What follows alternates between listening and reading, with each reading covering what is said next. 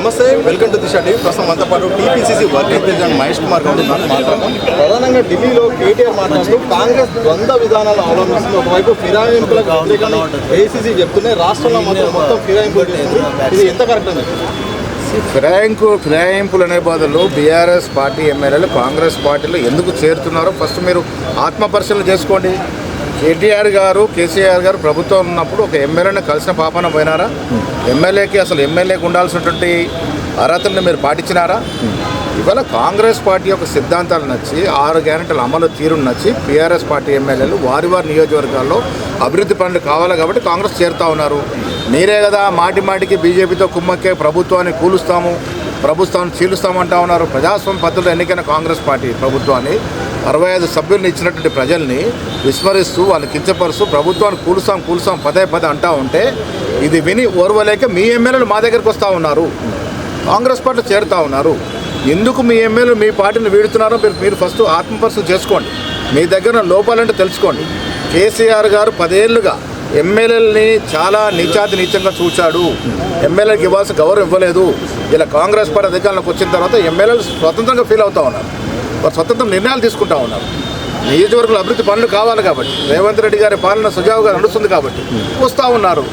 వచ్చేవాళ్ళు ప్రజాస్వామ్యంతో బద్ధంగా ఎన్నికైన ఎమ్మెల్యేలు ఒక పార్టీకి వస్తూ ఉంటే అది ప్రజల శ్రేయస్సు కొరకు కాబట్టి మేము ఆహ్వానిస్తూ ఉంటాం. ప్రభుత్వాన్ని ఎక్కడ మేము కూలుస్తామని చెప్పలేదు, అంతర్గత ఆ పార్టీకి సంబంధించిన మంత్రులు కేటీఆర్ గారికి మీరు పేపర్లు తిరిగేసుకుని చూడండి, టీవీలు తిరిగేసి చూడండి. మీరు మీ నాయకులు పదే ప్రభుత్వాన్ని కూలుస్తామని మాట చెప్తా ఉన్నారు.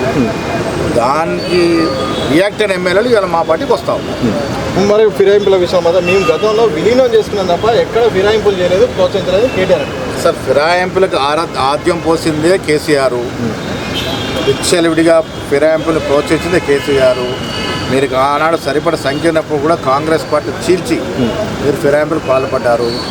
అదే ఎమ్మెల్యే ఇలా మీకు గుణపాఠం చెప్తాం. విలీనం అనే పదం వాడుతున్నారు, ఫిరాయింపు కాదు. విలీనాన్ని అర్థం చేసుకుని మేము విలీనం చేసుకున్నాం చెప్పి. విలీనం ఏంటి, ఫిరాయింపు ఏంటి? ఒక పార్టీ సింబల్ పైన గెలిచిన ఎమ్మెల్యేలని మీరు ఆ రోజు మీ పార్టీ చేర్చుకున్నారు.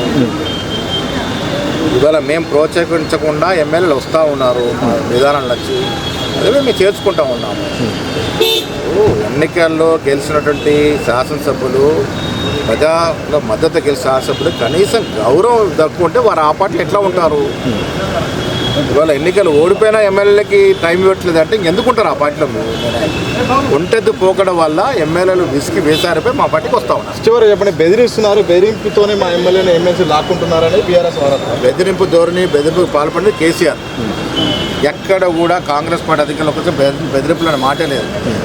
ఆప్యాయంగా ప్రేమతో వస్తాం. Okay, thank you. మొత్తంగా ఇది TPCC working president Mahesh Kumar Goud ప్రధానంగా ఎక్కడ మేము బెదిరించట్లేదు. ఎమ్మెల్యేలు నచ్చి కాంగ్రెస్ పార్టీ యొక్క అభివృద్ధి కార్యక్రమం నచ్చి ప్రభుత్వంలో భాగస్వామ్యం చేసుకోవడానికి వాళ్ళే జాయిన్ అవుతున్నారు తప్ప, అలాగే గతంలో కేసీఆర్ ఫిరాయింపులకు ప్రోత్సహించారు తప్ప మేము కాదు.